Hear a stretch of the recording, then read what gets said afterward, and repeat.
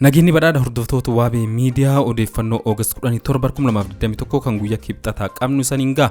Namni saniin ga'u naa Abbaasii jalqaba irratti mata dureewwan oduu. Waboon magaalota hedduu to'atti, mootummaan Itoophiyaa ammoo ibsa baasuun yaaddoo qabaachuu beeksise. Xiinxalaan siyaasaa fi daayirektar OMN kan duraanii Obbo Girmaa Guutamaa Wobootti makamuu gabaasaaleen ni mul'isu. Obbo Girmaan dhimma namoota siyaasaa biyyarraa baqatanii ilaalchisuun yaada kennatee jira.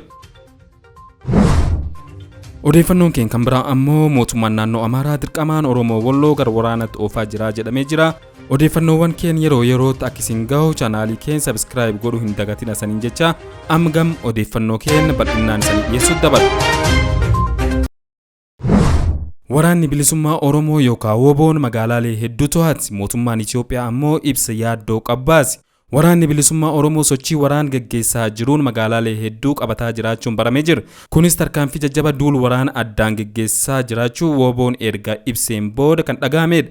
Woboon ibsa torban dabre keessa baasee ture keessa taleellaa bakka qobsuma waraanaa deemee gaggeessaa akka jiru ifoomsee ture. Duul waraanaa yookaan opereeshinii maqaa garaagaraa qabu addatti gamzoonii lixaan duula jaallaggasaa waagii, gamzoonii kibba bah duula waraan jaal elemoo qilxuu fi gama kibba bahaan ammoo duula waraan jaal nadhii gammadaa akkasumas kallattii shaggar kaabaa irraan duula waraan taaddasaa birruu kan gar walloonis haaluma wal fakkaatuun gaggeessaa jiraachuu ibseera.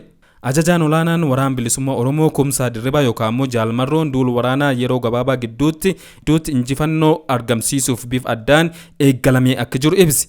Haala kan keessatti magaalaalee fi baadiyyaan Oromiyaadhaa dhibbeentaa caalu Woboon dhuunfatamanii jiran. Woboon bakka injifannoo argatetti alaabaa dhaabbataa socho'aa jiraachuunis beekameera. Waraanni bilisummaa Oromoo lol guddaan booda wayita magaalaa seenu uummanni galataaf gammachuun ililchee simataa jira. Akkasumas Woboon bakka gaheetti hubannoo uummataaf kennaa jiraachuu isaa barameera. Yoo dubbii taatila dubbanne, yoo taatila doone, yoo awwaalchi taatila awwaalamne, yoo jira ka awwaalan taatila awwaalamne agarreemi. Wanni nun ta'in jirti. Hindu. Kanaafuu sagantaan boodi seena haasawa guddaalleen qabu jechi lama sadi waliin dubban. Yeroo leeni yeroo. Gamkaaniin mootummaan Itoophiyaa guyyaa dheengaddaa ibsi yaaddoo of keessaa qabu kennee jira. Ibsi isaa keessattis biyyattiin yaaddoo fi qormaata guddaa keessummeessaa jiraachuu akeekeera. Muummichi ministeera Itoophiyaa Dr. Abiy Ahmed aduun sobaa yeroo dhiittu kiyoon warreen shiira xaxanii ni cita kan jedhuun ibsi laatan keessatti Itoophiyaatti dukkanaa'aa akka jiru kan akeeku ibsa kenneen ibsi. Qormaata biyyattii mudate kan irra aanuuf tokkummaa sabootaa murteessaadha kan jedhu ibsichi yoo gamtoomuun Itoophiyaa bira hin dhaabatiin abdiin akka hin jirre jal sararee ibsa akeeku kenneera. Kallattiilee kaaba biyyattii irraan waraanni gaggeeffamaa jiru lolli mootummaaf TPLF jidduu daranuu babal'achuudhaan naannoo Affaarii fi naannoo Amaaraa seenee jiraachuun beekamaadha. Lolli gam kaabaa sunis daranuu jabaachuu irraan yaaddoo guddaa mootummaatti fidee jira. Xiinxalaan siyaasaa fi daayirektarii Oromiyaa Miidiyaa Neetwoork kan duraanii Obbo Girmaa Guutamaa waraana bilisummaa Oromootti makamuu gabaasaaleen ni mul'isu. Obbo Girmaa Guutamaa kaleessa dhimma namoota siyaasaa biyyarraa baqatanii ilaalchisuun yaada qeeqaa kenneen siyaasaa qabsoo bilisummaa Oromoo hanga yoonaa wantoonni qancarsanii rakkoo amma Oromoon itti jiru keessa buusan keessaa siyaasni baqattummaa yookaan ammoo exiled politics shoora guddaa qaba. Qabsaawwan haqaa uummatuma keessatti rakkateetis ta'u ripheetuma lolan malee irraa hin baqatu. Hooggantoonni qabsoo bilisummaa Oromoo barchaartaraa ammaantaan appaartimentii badhoon kenniteef keessa ciisuun isaanii sababni isaa kanum ta'uusaa qabaachuu qabnaa jedhe. Yaada Obbo Girmaa kan jaalatti tarkaanfiin kun Girmaa hin ilaallatu dura atuu maaliif baqatti gaaffiin jedhu hordoftoota isaa irraa kan dhiyaateef yoo ta'u, Obbo Girmaan deebisaa kenneen Saawuz Afrikaa deebi'ee qabsaa'ota waraan bilisummaa Oromoo daangaa Keeniyaa jiranitti makamee qabsaa'aa jira jedhe. Dhimma kanarratti odeeffannoo dabalataa argachuuf yaaliin goone hanga ammaatti nuuf hin milkoofne. Odeeffannoon keenya biraa immoo daandiin guddichi Itoophiyaa fi Keeniyaa wal qunnamsiisu waraan bilisummaa Oromootiin cufamuuf akka jiru gabaafame. Waraanni bilisummaa Oromoo Woboon daandii Itiyoo Keeniyaa cufuuf akka jiru gaazexaan Keeniyaa keessaa Nation Africa jedhu gabaase.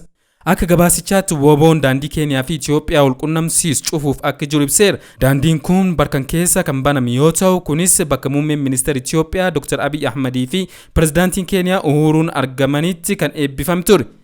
Waraanni bilisummaa Oromoo haleellaa qaama mootummaa irratti adamsee gaggeessaa jiraachuu erga labsee torbaan lakkaa'amaa kan jiru yoo ta'u, magaalaalee fi aanaalee hedduu to'annaa isaa jala galchuun gabaafamaa jira. Qaamoleen mootummaa kan paartii badhaadhinaas aanaa baqatanii gara godinaatti akka deemaa jiran gabaafame. Mootummaan Itoophiyaa waa'ee waraana adda bilisummaa Oromoo yookaan immoo WBO'n irratti adeemaa jiru waan ifatti ibsee hin qabu. Ammoo waraanni bilisummaa Oromoo fi TPLF walii galuu isaanii hanga irratti ajandaa qeeqaa taasisuun miidiyaan mootummaa hojjetaa jira. Mootummaan naannoo Amaaraa dirqamaan Oromoo Walloo gara waraanatti oofaa jira jedhame. Kaaba biyyattii keessatti mootummaan naannoo Amaaraa uummata Oromoo Walloo dirqamaan waraanatti ergaa jiraachuu fi qe'ee keessa deemuun waraanan uummata nagaa golaa akka jiru gabaasni argamni mul'isa. Mootummaan naannoo Amaaraa gara waraanatti waamicha waraana taasisuu erga jalqabee baatilee lakkoofsisaa kan jiru yoo ta'u, uummata gara waraanatti kan oofu ta'us hanga ammaa iddoowwan hedduutti humni waraana Tigraayin haleellaan akka irratti raawwataa jiru gabaafame. Keessumattuu magaalaaleen hedduun kan naannoo Amaaraa humnoota waraana TPLF'n dhuunfatamaa jiraachuun gabaafamaa jira. Haal kanaan hawaasa Oromoo Walloos dirqamaan waraanatti guuraa akka jiru kan ifoomsu gabaasni kun kanneen qe'ee taafan irratti ammoo humni addaa naannoo Amaaraa kan Liyyuu Haayilii Amaaraa jedhaman haleellaa uummata Oromoo irratti raawwataa jiraachuun gabaafameera. Kanaan duras uummata Oromoo Walloo irratti baatilee darban keessa haleellaan raawwatamaa turuun ni yaadatama. Hordoftoota keenya odeeffannoon ammaaf qabnu kanumaa hanga qophii keenya biraatti walitti gaddeebinutti nagaa keessa turaasaa jenna.